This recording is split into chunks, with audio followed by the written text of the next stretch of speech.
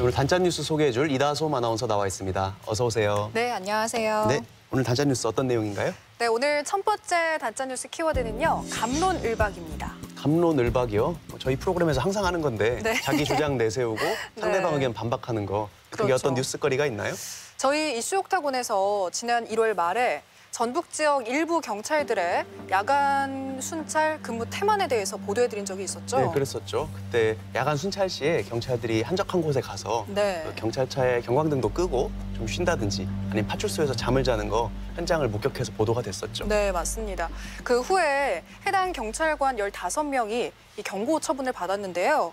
그런데 이 보도가 나간 뒤에 청와대 국민청원 게시판에 경찰관도 소방관처럼 대우해 주세요라는 글이 올라왔습니다. 아, 저도 본 것 같아요. 그 검색어 포털에 네. 실시간 검색어 순위에도 오르고 좀 화제가 됐었던 걸로 기억하는데요. 그랬었죠. 맞습니다. 네. 내용 일부를 인용을 해보자면요. 소방서의 소방관들은 밤에 이 출동도 별로 없고 네. 보관소에 소방차를 넣어두고 뭐 대기소에서 이불 깔고 편안하게 잠을 자는데도 영웅 대접을 받는데 경찰관은 밤새 신고 출동하고 이 순찰차에서 쪼그려 자도 징계 처분을 받는다라고 했습니다. 그렇게 하면서 경찰관의 이 근무 환경과 대우를 소방관처럼 개선해달라라는 게 글의 요지죠. 정말 그 글을 두고 네티즌 사이에 갑론을박 벌어졌을 네. 것 같습니다. 맞습니다. 네. 정말 이게 경찰의 입에서 나온 말이 맞냐? 이거는 적반하장도 유분수지라면서 이걸 반박하는 반대 의견도 있었고요. 네. 우리나라 치안 수준이 세계적으로도 굉장히 안전한데 그에 맞는 복지나 처우 개선이 분명 필요하다라면서 동조하는 의견도 있었습니다. 그 사실은 처우 개선해야 되는 부분이 있으면 그걸 지적하고 개선해야 되는 거는 다 맞고 네. 좋은데요.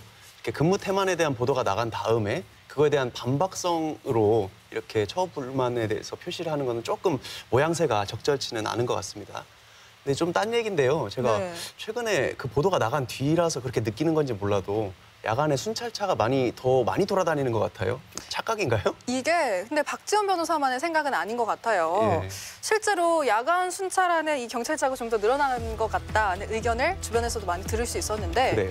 그래서 전북지방경찰청에 직접 확인을 해본 결과 뭐 시달이 내려지거나 뭐 공식적인 문서가 내려진 것은 딱히 없었다. 네. 그렇지만 순찰을 좀 더 강화하자는 내부적인 움직임이 있었다고 합니다. 그렇군요.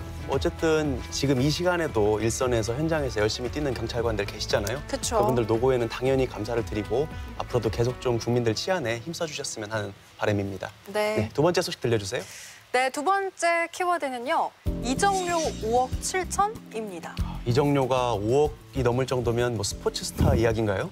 스포츠 스타의 이야기는 아니고요. 예. 오늘 두 번째 뉴스의 주인공은 전주 을을 선곡으로 하는 정운천 국회의원의 이야기입니다. 아, 예. 네, 정운천 의원이 지난 2월 14일이죠. 미래한국당으로 입당한 소식 보도를 통해서 들으셨죠? 그러니까 지난달이었죠. 올해 초에 원래 정 의원이 새로운 보수당에 입당을 했었거든요. 네. 이제 한 달 만에 또 미래한국당으로 갔다고 하던데 무슨 연유에서인지요?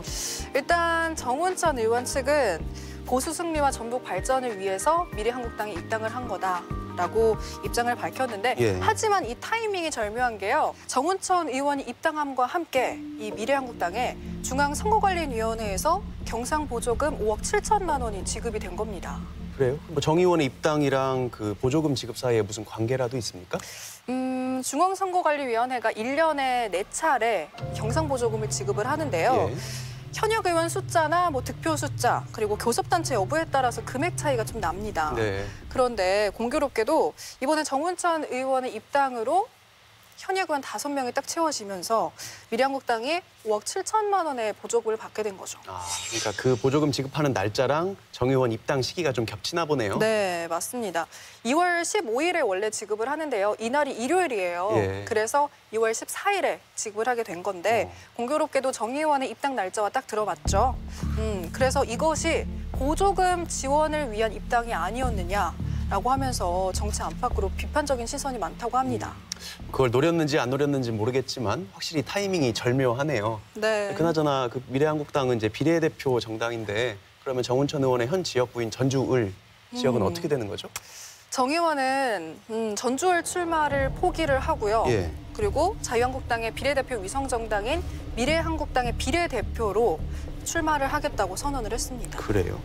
나름대로 그 입당한 데는 개인의 신념과 철학이 있을 것으로 짐작은 됩니다만 사실은 이 비례위성정당에 대한 비판도 있는 상황이거든요. 네. 그 상황에서 또 보조금 지급일에 딱 맞춰가지고 그 미래한국당에 입당하는 모습이 네. 싸닥히 모양새가 좋아 보이지는 않는 것 같습니다. 아무쪼록 좀 지역구 유권자들이 정운천 의원을 믿고 지지해 주는 분들이 많이 있는 거잖아요. 그분들한테 너무 큰 실망을 드리는 일은 없었으면 좋겠네요. 오늘 단짠 뉴스 소개해 준 이다솜 아나운서였습니다. 고맙습니다. 네, 고맙습니다.